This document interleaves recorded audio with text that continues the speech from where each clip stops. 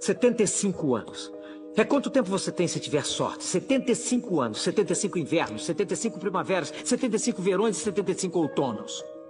Quando você pensa assim, não é muito tempo. Então, não os desperdice. Saia dessa vida de cão e esqueça as coisas superficiais que preocupam a sua existência. E volte para o que é importante agora. Agora, nesse segundo. Não estou dizendo para largar tudo e deixar o mundo parar de repente. Digo que você pode começar a buscar. Você pode amar mais, arriscar mais. Poderia viver mais. Poderia passar mais tempo com a sua família. Poderia valorizar a parte de você